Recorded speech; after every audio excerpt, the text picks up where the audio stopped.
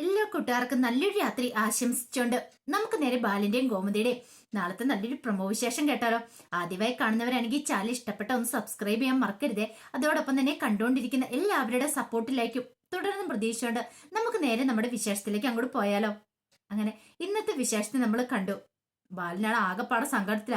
വീട്ടിൽ വന്നതിന് ശേഷം ഗോമതിനെ മക്കളെ എല്ലാരും വിളിച്ചെടുത്തിട്ട് ബാലൻ ആ കാര്യം പറയാണ്. ഇനിയിപ്പൊ ആരിനുമായിട്ട് ആരും വലിയ കൂട്ടിനൊന്നും പോണ്ട, അത് മാത്രല്ല ആരിനെ കാണാനായിട്ട് ആരും പോകാൻ വേണ്ടെന്ന് പറയണേ. ഇത് കേട്ട് കഴിഞ്ഞപ്പോ ഗോമതി പറഞ്ഞു, ബാലേണ്ണൻ എന്തൊക്കെയാ പറയണേ? അപ്പൊ ഇന്നലെ വരെ ബാലേണ്ണൻ ഒരു കുഴപ്പമില്ല പോയിക്കോളാൻ പറഞ്ഞിട്ട് പെട്ടെന്ന് ഇത് എന്ത് പറ്റിയെന്ന് ചോദിക്കുക. ഇത് കേട്ട് കഴിഞ്ഞപ്പോഴത്തേനും ബാലൻ പറഞ്ഞു, ഇന്നലെ ഞാൻ അങ്ങനെ പറഞ്ഞു, പക്ഷെ ഇന്ന് അങ്ങനെയല്ല. എന്നെ ഏറ്റവും കൂടുതൽ വേദനിപ്പിച്ച അവനാണ്. അവനവിടെ ഇരുന്ന് ഫുഡ് കഴിക്കുന്നതാണ്. ഞാൻ അവനോടൊന്ന് കുശലം അന്വേഷിക്കാനായിട്ട് ചെന്നാ. അത് മാത്രല്ല അവനെ ഇങ്ങോട്ട് വീട്ടിലേക്ക് വിളിച്ചോണ്ട് വരണമെന്ന് എനിക്ക് ആഗ്രഹം ഉണ്ടായിരുന്നു. പക്ഷേങ്കില് അവൻ എന്നെ വെറും നാലാം കൂലിക്കാരനായിട്ടാ കണ്ടത്. അവൻ എന്നെ പറയാൻ ഇനി ബാക്കിയൊന്നും ഇല്ലെന്ന് പറയണ. ഇത് കേട്ടാൻ ഗോമതി പറഞ്ഞു, അത് പിന്നെ ആന്റെ വിഷമം കൊണ്ടായിരിക്കില്ലേ? എന്ത് വിഷമം? അവൻ എന്താ വിഷമം ഇരിക്കുന്നേ? വിഷമിച്ച മൊത്തം ഞാനല്ലേ എന്ന് ചോദിക്കുവാണ്. എല്ലാവരുടെ മുന്നിൽ നാണം കെട്ടുപോയ ഞാനല്ലേ ആ സ്വർണം കൊടുക്കാത്തതിന്റെ പേരില്. ഇനിയിപ്പോ ആ സ്വർണത്തിന്റെ കാര്യമൊന്നും ഞാൻ അന്വേഷിക്കേണ്ടെന്ന്. അവൻ അവന്റെ ഇഷ്ടം പോലെ ചെയ്തോളാന്ന്, അവന് ഉണ്ടാക്കി കൊടുത്തോളാന്ന്. അവന്റെ വിചാരം എന്തോ വലിയ കുട്ടിക്കളിയാന്നാ. അവൻ വിചാരിക്കുന്നേ 1-2 പവൻ കൊടുത്ത തീരാവുന്ന കാര്യമുള്ളതാ. 101 പവനാണ്. 101 പവനാ കൊടുക്കാതിരിക്കുന്നേ. അവനിത് എവിടെ നിന്ന് എടുത്ത് വെച്ച് കൊടുക്കും? അവൻ എന്നെ വെല്ലു വിളിച്ചിരിക്കുക ഞാൻ കൊടുക്കൂന്ന്. ആരും അതിന്റെ പുറകെ നടക്കണ്ടെന്ന്, ഞങ്ങളുടെ കുടുംബജീവിതത്തിൽ ഇടപെടാൻ വരണ്ടെന്ന്. ഇത് കൂടെ ഒരു നാണക്കേട് ഇനി ഒരു അച്ഛൻ എന്താ ഉണ്ടാവാനുള്ളതെന്ന് ചോദിക്കണം. കോമതി പറഞ്ഞു, അത് പിന്നെ ആന്റെ അറിവുകേട് കൊണ്ട് പറഞ്ഞു പോയതായിരിക്കും എന്നറിയാം. ദേ അറിവുകേട് ഒന്നും മിണ്ടായിരുന്നോണ് നീ അവിടെ. അറിവുകേട് എന്ന് വെച്ചിട്ടുണ്ടെങ്കിൽ ഇല്ലാ കുഞ്ഞിനല്ലേ കല്യാണം കഴിഞ്ഞ് എല്ലാം കഴിഞ്ഞിട്ട് ഇനി അവനെന്ന് വെച്ചാൽ അറിവുകേടാണോന്ന് ചോദിക്കണം. ഇത് കേട്ടതും മീനാക്ഷി പറഞ്ഞു, അച്ഛ വെറുതെ ആരും ഇങ്ങനെ കുറ്റപ്പെടുത്തണ്ട. നമ്മൾ കാര്യം അറിയത്തില്ലാതെ കുറ്റപ്പെടുത്തേണ്ട കാര്യമില്ല എന്ന് പറയണ. പിന്നെ എല്ലാം നിങ്ങൾക്കാണ് അറിയാവുന്നേ. ഒരു കാര്യം ഞാൻ പറഞ്ഞേക്കാം, ഇനി അവനുമായിട്ട് ആര് സംസാരിക്കാനോ അല്ലെങ്കിൽ വീട്ടിലേക്ക് ഒന്നും പോകണ്ട. ഗോമതിയുടെയും പ്രത്യേകം പറയാം, അറിയാലോ. അങ്ങനെ പോയിട്ടുണ്ടെങ്കിൽ പോയ വഴി പൊക്കണം, പിന്നെ ഇങ്ങോട്ട് കയറിയേക്കല്ലെന്ന് പറയണം. കോമതി പറഞ്ഞു, എന്താ ബാലേട്ട ഇങ്ങനെയൊക്കെ പറയണേ? അന്ന് നമ്മുടെ മോനല്ലേ നിൽക്കും. നമ്മുടെ മോനാന്നാ ഞാൻ വിചാരിച്ചോണ്ടിരുന്നേ. ഞാൻ വിചാരിച്ചോണ്ട് ഞാനും വിളിച്ചവൻ ഇങ്ങോട്ട് വരൂന്നാ. പക്ഷെ എന്റെ ആ തോന്നലൊക്കെ വെറും തെറ്റിദ്ധാരണ മാത്രമായിരുന്നു. വെറുതെയാ. മക്കളെ കണ്ടും മാമ്പു കണ്ടും മുമ്പുള്ള കാരണവന്മാര് പറയാണ്ട് കൊതിക്കലെന്ന് ഇപ്പോഴല്ലേ കാര്യങ്ങളൊക്കെ മനസ്സിലായെന്ന് പറയണം. അങ്ങനെ പറഞ്ഞിട്ട് ബാലൻ അങ്ങോട്ട് കയറിപ്പോവാ. പെട്ടെന്ന് ഗോമതിക്ക് വല്ലാത്ത സങ്കടം വന്നു. ഗോമതി വിഷമിച്ചിരിക്കുന്നിടം മീനാക്ഷി പറഞ്ഞു, അമ്മ എന്തിനാ സങ്കടപ്പെടുന്നേ? സങ്കടപ്പെടേണ്ട കാര്യമൊന്നുമില്ല. അച്ഛന്റെ സ്വഭാവം അറിയാലോ. കുറച്ച് കഴിയുമ്പോൾ അച്ഛൻ അങ്ങോട്ട് മയപ്പെട്ടുള്ളൂ എന്ന് പറയാം. അങ്ങനെ പറഞ്ഞിട്ട് മീനാക്ഷി അങ്ങോട്ട് പോകുമ്പോഴത്തേനും ഗോമതിക്ക് വല്ലാത്ത ടെൻഷൻ ആയിപ്പോയി. ഗോമതി മനസ്സിനെ ആലോചിക്കോ, ഒരു പക്ഷെങ്കിലും ഇന്ന് ആ സ്വാമി പറഞ്ഞ കാര്യങ്ങളൊക്കെ ഇനിയിപ്പം ബാലേട്ടനും അന്നും ഒന്നാകുമോ എന്തൊക്കെയോ ആ സ്വാമിയുടെ മനസ്സിലുണ്ട്. തന്നോടത് മൊത്തമായിട്ട് പറഞ്ഞിട്ടില്ല. എന്തോ കാര്യങ്ങളൊക്കെ ഉണ്ട്, എന്താന്ന് പോലും അറിയത്തില്ല. ഇനി ഇപ്പൊ തനിക്ക് വരാൻ പോകുന്ന വലിയ സങ്കടം എന്ന് പറയണേ. എന്താ ശരിക്കും സങ്കടം? അതൊക്കെ ഓർത്ത് വിഷമിച്ചിങ്ങനെ നിൽക്കണം. മീനാക്ഷി അങ്ങ് വന്നിട്ട് ചോദിച്ചു, അല്ല എന്താ അമ്മയുടെ മനസ്സിലെ വിഷമം ഇതിലായിട്ട് മാറിയില്ലേന്ന് ചോദിക്കണം. അല്ല അത് മോളെ ഞാന് അമ്മ വിഷമിക്കാതിരിക്കുന്നുണ്ടെന്ന് ചോദിക്കണം. അതെ, ഇനിയിപ്പോ എന്റെ വിഷമം മാറണമെങ്കിൽ ആരും നിങ്ങൾ തിരികെ കരണമെന്ന് പറയണം. അതിപ്പോ ഉടനെ നടക്കലെന്ന് അമ്മയ്ക്ക് മനസ്സിലായില്ലേന്ന് ചോദിക്കണം. ഞാൻ പിന്നെ എന്ത് കണ്ടാണ് മീനാക്ഷി സന്തോഷിക്കുന്നത്? ഇപ്പൊ തന്നെ കണ്ടില്ലേ, നിങ്ങളുടെ കല്യാണം കഴിഞ്ഞ് ഇത്രയും കാലമായി. ഇതുവരെയായിട്ടും ഒരു കുഞ്ഞിക്കാൽ ഈ കുടുംബത്തിൽ കാണാൻ പറ്റില്ല. ആരിന്റെ കല്യാണം കഴിഞ്ഞു അതും ഇല്ല. കണ്ടില്ലേ, ഞാനൊരു കാര്യം ആവശ്യപ്പെട്ടുണ്ടെങ്കിൽ നീ സാധിച്ചു തരുമെന്ന് ചോദിക്കാം. എന്താ? അല്ല കല്യാണം കഴിഞ്ഞിട്ട് ഇത്ര നാളായിട്ട് വിശേഷമൊന്നും ആയില്ലല്ലോ, ഒരു കുഞ്ഞ് വേണം എന്നുള്ള തോന്നലൊക്കെ ഞങ്ങൾക്ക് തോന്നി തുടങ്ങിയിട്ടുണ്ടെന്ന് പറയാണ്. ഇത് കേട്ടതും മീനാക്ഷി പറഞ്ഞു, അത് വേണോ അമ്മ ഇപ്പം ചോദിക്കുക. അതെന്താ, ആനന്ദേട്ടന്റെ കല്യാണം കഴിഞ്ഞിട്ടില്ലോ, ആനന്ദേട്ടന്റെ കല്യാണോടെ കഴിഞ്ഞിട്ട് പോരെന്ന് ചോദിക്കണം. കാരണം അന്ന് ബാലൻ പറഞ്ഞൊരു കാര്യമുണ്ട്, ഒരു കുടുംബജീവിതവും കുട്ടികളും ഒക്കെ ആനന്ദിന്റെ കല്യാണം കഴിഞ്ഞിട്ട് മതിയെന്ന് ആകാശിനോട് പറഞ്ഞിരിക്കുന്ന. അത് പക്ഷെ ഗോമതിക്ക് അതിനെ കുറിച്ചൊന്നും അറിയത്തില്ല. ഗോമതിക്കാണെങ്കിൽ ഒരു പേരക്കുഞ്ഞിനെ കൊഞ്ചിക്കാണ്ട് ഭയങ്കര കൊതിയുണ്ട്. ഓരോ ദിവസം ഇങ്ങനെ ഓർക്കും ഒരു പക്ഷേങ്കില് മീനാക്ഷിക്ക് ഒരു കുഞ്ഞുണ്ടായെങ്കിലും. പക്ഷെങ്കിൽ ഇപ്പോഴ് മീനാക്ഷിയോടൊപ്പം തന്നെ മിത്രമോൾക്ക് എന്തെങ്കിലും വിശേഷം ഉണ്ടെങ്കിൽ അതൊക്കെയാണ് ഗോമതിയുടെ മനസ്സിലേക്ക് കടന്നു വരുന്ന കാര്യങ്ങൾ. പെട്ടെന്ന് മീനാക്ഷി ഇങ്ങനെ പറഞ്ഞു കഴിയുമ്പോഴത്തേനും ഗോമതി പറഞ്ഞു, അത് പിന്നെ ആനന്ദിന്റെ വിവാഹം നടക്കുന്നോടം വരെ കാത്തിരിക്കേണ്ട കാര്യമുണ്ടോ? നിനക്കൊരു കുഞ്ഞുണ്ടായ എന്താ കുഴപ്പമെന്ന് ചോദിക്കും. അത് ശരിയാകത്തില്ല. അങ്ങനെ ഉണ്ടായിട്ടുണ്ടെങ്കിൽ ചിലപ്പോൾ ആനന്ദന്റെ വിവാഹം കഴിയാതെ വന്നിട്ടുണ്ടെങ്കിലോ, വിവാഹം കഴിഞ്ഞില്ലെങ്കിൽ അന്നും ശരിയാകത്തില്ലെന്ന് പറയാണ്. ഇത് പറഞ്ഞിട്ട് മീനാക്ഷി അങ്ങോട്ട് പോവാണ്. മീനാക്ഷിയുടെ നെഞ്ചൊന്ന് വിങ്ങി. കാരണം മീനാക്ഷിക്കറിയാം താൻ ഈ പറഞ്ഞത് ആനന്ദേട്ടന് വേണ്ടിട്ടെന്ന്, അച്ഛൻ പറഞ്ഞ വാക്കുകളെന്ന്. അതൊക്കെ ആകാശ് പറഞ്ഞിട്ടുണ്ടായിരുന്നു. മീനാക്ഷി ഒത്തിരി ആഗ്രഹിച്ചൊരു കാര്യമായിരുന്നു ഒരു കുഞ്ഞെന്നുള്ളത്. മീനാക്ഷിയുടെ സ്വപ്നമായിരുന്നു. പക്ഷേങ്കിൽ അച്ഛന്റെ മനസ്സിൽ അങ്ങനെ ഒരു ആഗ്രഹം ഉണ്ടെന്ന് അറിഞ്ഞപ്പം അത് സാധിച്ചു കൊടുക്കാൻ മാത്രമാണ് മീനാക്ഷി നിർബന്ധമാകുകയോ ചെയ്തേ. ഒരു കുടുംബജീവിതം കല്യാണം കഴിഞ്ഞ് ഏതൊരു പെണ്ണിന്റെ സ്വപ്നമാണ് ഒരു കുഞ്ഞ് എന്നൊക്കെ പറഞ്ഞിട്ട്. പക്ഷെ ഇതുവരെയായിട്ടും അത് സാധിച്ചിട്ടൊക്കെ തനിക്ക് സാധിച്ചിട്ടില്ല. അതിന്റെ പേരിൽ സങ്കടമൊക്കെ ഉണ്ട് മീനാക്ഷിക്ക്. പക്ഷെ മീനാക്ഷി അത് പുറത്തു പോലും കാണിക്കുന്നില്ല. ആ സമയത്ത് മിത്ര അവിടെ നിന്ന് പഠിച്ചുകൊണ്ടിരിക്കുവായിരുന്നു. മിത്ര പഠിച്ചുകൊണ്ടിരിക്കുമ്പോഴാണ് ആര്യൻ അങ്ങോട്ട് വരുന്നത്. ആര്യം വന്നു കഴിഞ്ഞപ്പോൾ അതിന്റെ കയ്യിലൊരു കവറൊക്കെ ഉണ്ടായിരുന്നു. മിത്ര ചിതെന്താ പതിവിലും വിപരീതമായിട്ട് ഒരു കവറൊക്കെ ഉണ്ടല്ലോ എന്ന് പറയണേ. ഒന്നുമില്ലാന്ന് പറയണേ. എന്താ കാണിക്കുന്നു പറഞ്ഞുകൊണ്ട് മിത്ര അങ്ങ് ചെല്ലുവാണ്.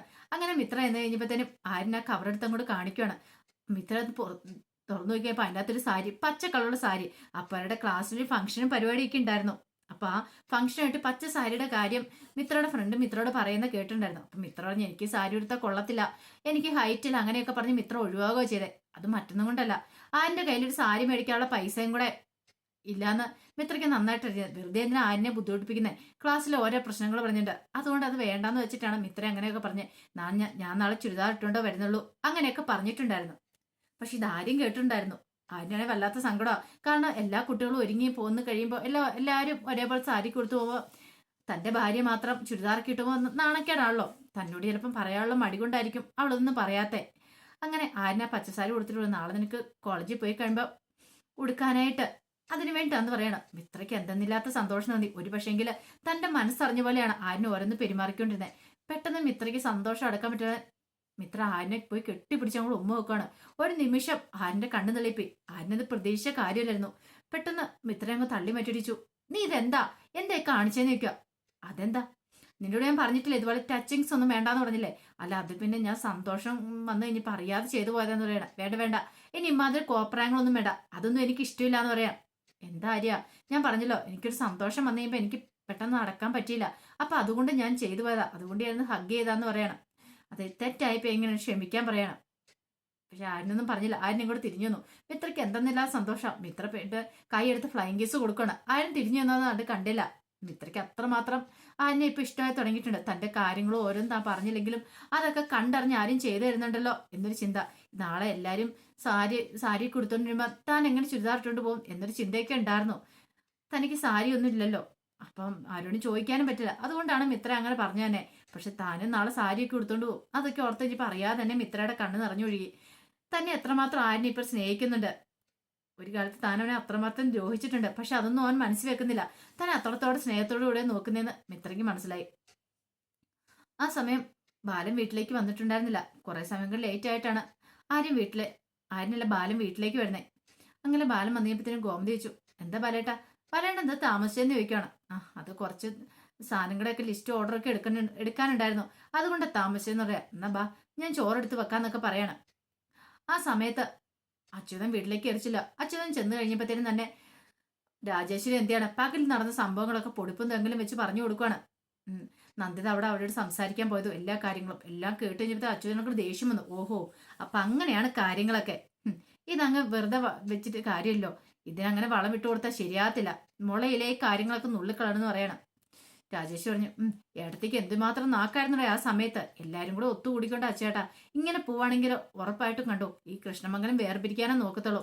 ആ ഗോമതി എല്ലാരും കയ്യിലെടുത്ത് കഴിഞ്ഞെന്ന് പറയാണ്. പോരാത്തിന് ദേ മിത്ര ഇപ്പൊ അവിടെയല്ലേ, അപ്പൊ മിത്രമോളെ വെച്ചിട്ട് നാടകം കളിക്കാൻ മിക്കവാറും ഗോമതി ചാൻസ് ഉണ്ടെന്ന് പറയാണ്. എന്റെ ബലമായിട്ട് സംശയം എല്ലാത്തിനും പിന്നില് ഈ ഗോമതിയാന്ന് തോന്നിയെന്ന് പറയാണ്. ആരിനെയും മിത്രയും തമ്മിൽ ഒന്നിപ്പിച്ച ഈ ഗോമതിയാന്ന് എനിക്ക് തോന്നുന്നുണ്ടെന്ന് പറയാം. ഇത് കേട്ടോ അച്യുതൻ പറഞ്ഞു, അങ്ങനെയാണ് ഇത് വെറുതെ വിട്ടിട്ട് കാര്യമില്ലോ എന്ന് പറയണം. ഇതേ ഇപ്പോഴാണ് ഈ പഴയ ഏടത്തിയൊന്നുമല്ല, ഏടത്തിന്റെ സ്വഭാവത്തിന് നല്ല മാറ്റമുണ്ട്. ഏടത്തിയും ഗോമതി ഇപ്പൊ ഒരു കയ്യാ. എന്നിട്ട് ഇന്ന് എന്നെ ഒറ്റപ്പെടുത്തി അറിയാമെന്ന് ചോദിക്കുക. ഞാൻ എല്ലാവരും മുന്നിൽ നാണം കെട്ട് തല കുടിച്ച് നിന്നെന്നൊക്കെ പറയണേ. ഇല്ലാത്ത കഥയും കൂടെ ഉണ്ടാക്കിയാണ് പറഞ്ഞു കൊടുക്കുന്നത്. ഇതെല്ലാം കേട്ടിപ്പോ അച്യുതനും കൂടെ സഹിച്ചില്ല. അച്യുതൻ പെട്ടെന്ന് എന്ത് ചെയ്യണം, ഇനി ഞാൻ കാണിച്ചു കൊടുക്കുന്നുണ്ട് പറഞ്ഞിട്ട് അങ്ങ് ചെല്ലുവാണ്. എന്നിട്ട് ഗോമതിനെ അവിടെ കിടന്ന് അലറി പിടിക്കുക. അപ്പൊ ഗോമതി ഇങ്ങോട്ട് ഇറങ്ങി വന്നു. അച്യുതനെ കണ്ടതും എന്താ കാര്യം എന്ന് ചോദിക്കുകയാണ്. നിനക്ക് കാര്യമൊന്നും അറിയത്തില്ല അല്ലേന്ന് ചോദിക്കുകയാണ്. അതിനിപ്പോ എന്താ കാര്യം ഇരിക്കുന്നത്, പ്രശ്നം എന്താന്ന് ചോദിക്കുകയാണ്. ഇത് കേട്ടൻ പറഞ്ഞു, ഇതേ മര്യാദയ്ക്ക് ഇരുന്നോണം, കൃഷ്ണമംഗലത്തെ രണ്ടാക്കാനെങ്കിലും നോക്കിയാണ്ടല്ലോ നിന്നെ വെട്ടിക്കേറുവോളെന്ന് പറയണം. ഇത് കേട്ട് കഴിഞ്ഞിട്ടും ഗോമതി, കൃഷ്ണമംഗലത്തെ വെട്ടിക്കേറാനോ, നിനക്കത്തെ പ്രാന്ത് പിടിച്ചെന്ന് ചോദിക്കണം. പ്രാന്ത് എനിക്കല്ലടി, നിന്റെ കെട്ടിയോനാന്ന് പറയണം. ഇതേ ഒരു കാര്യം പറഞ്ഞേക്കാ, അനാവശ്യമായിട്ട് എന്റെ ഭർത്താവിനെ കുറിച്ച് പറഞ്ഞാണ്ടല്ലോ, പറഞ്ഞ നീ എന്ത് ചെയ്യൂടി, നിന്നെ വെട്ടിക്കേറി കൊള്ളുവല്ലടി, എന്റെ കുടുംബത്തെ താർക്കാൻ ശ്രമിച്ചാണ്ടല്ലോ എന്നും പറഞ്ഞാണ്ട് അച്യുതൻ അങ്ങോട്ട് പാഞ്ഞു കയറി വരുവാണ്. അങ്ങനെ പാഞ്ഞു കയറുമെന്ന് ഗോമതി തല്ലാനായിട്ട് കൈ ഒങ്ങിക്കുമ്പോഴത്തേനും ബാലൻ ആ കയ്യിലേക്ക് ചാടിക്കയറി പിടിച്ചു. എന്താ അവിടെ കാര്യം ചോദിക്കണം. ഇതെന്റെ ഭാര്യ എന്ന് പറയണം. ഓ, എന്റെ ഒരു ഭാര്യ, ഞാൻ പറയുന്നില്ല, കൂടെ എന്നെ കൊണ്ടൊന്ന് പറയിപ്പിക്കലെന്ന് പറയണം. ഭാര്യ ആണെങ്കിൽ അവനോട് അടങ്ങി ഒതുങ്ങി ഇരുന്നോളം പറയണമെന്ന് പറയാം. എന്താ പ്രശ്നം? പ്രശ്നം നിനക്ക് എന്താണെന്ന് അറിയില്ലല്ലേ? ആദ്യം നീ ഒരു കാര്യം ചെയ്യ, ആ സ്വർണ്ണമില്ലേ നിന്റെ മകൻ അടിച്ചു മാറ്റിക്കൊണ്ട് ആ സ്വർണ്ണം കൊണ്ട് കൊണ്ടുത്തരാൻ നോക്ക്. എന്നിട്ട് നീ നിന്റെ ഭാര്യയൊക്കെ വലിയ വർത്താനം പറയാന്ന് പറയണം. അല്ലെങ്കിലും പറഞ്ഞിട്ട് ഒരു കാര്യമല്ലോ, നീ പെരും കള്ളനല്ലേടാ. കള്ളന്റെ മോൻ പിന്നെ കള്ളല്ലാതെ പിന്നെ എങ്ങനെയാവും അല്ലേന്ന് ചോദിക്കണം. അതുകൂടെ കേട്ട് കഴിഞ്ഞപ്പത്തിന് ബാലനെ നിയന്ത്രണം അങ്ങോട്ട് വിട്ടു. ബാലൻ എന്തിന് പാഞ്ഞ് എന്നിട്ട് അവന്റെ കാരണം തീർത്തുകൊണ്ട് പൊട്ടിക്കണം. അതൊരിക്കലും പ്രതീക്ഷിച്ച കാര്യമല്ല. അയാള് അച്യുതന് അയാളോർത്ത ബാലൊന്നും ചെയ്യത്തില്ല. എല്ലാം കേട്ട് പത്തിയും താത്തിയും അങ്ങോട്ട് പോകുന്ന ഓർത്തെ. അയക്ക് സഹിക്കാൻ പറ്റുന്ന കാര്യമായിരുന്നില്ല. നീ എന്നെ തല്ലിയല്ലേടാന്ന് ചോദിക്കണം. തല്ലിയോ മാത്രമല്ല, വേണ്ടി വന്നാൽ കൊല്ലുകയും ചെയ്യും.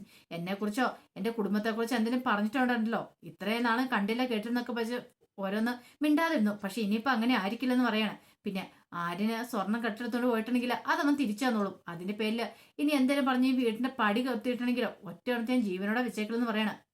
അത് കേട്ട് കഴിഞ്ഞപ്പം രാജേശ്വരി പെട്ടെന്ന് ഓടി വന്നിട്ട് അയാളെ വിളിച്ച് അച്ഛനെ വിളിച്ചിട്ട് പറഞ്ഞു, ഏട്ടൻ വന്നേ, ഏട്ടൻ വാ എന്ന് പറഞ്ഞ് പിടിച്ചോണ്ട് പോകാൻ തുടങ്ങണം. അച്ഛൻ തിരിച്ചു ചെന്നിട്ട് ഗോമതിയായിട്ട് പറഞ്ഞു, നീ അങ്ങനെ ജയിച്ചെന്ന് കരുതണ്ടേ. നിന്നെ ഒരിക്കലും ഞാൻ ജയിക്കാൻ സമ്മതിക്കത്തില്ല. ഈ ഞാനാണ് നീ ശരിക്കും അറിയാനായിട്ട് പോകുന്നുള്ളൂ. ഈ അച്ഛൻ്റെ സ്വഭാവം നീ കണ്ടറിയാൻ പോകുന്നുള്ളൂ എന്നിട്ട് വെല്ലുവിളിച്ച് അങ്ങോട്ട് കയറി പോവാണ്. അപ്പൊ അതിന്റെ വിശേഷങ്ങളൊക്കെ നാളെ നമ്മൾ കാണാൻ പോകുന്നത്. ആ വിശേഷങ്ങൾക്കാണ് നമുക്ക് എല്ലാവർക്കും കാത്തിരിക്കാട്ടോ.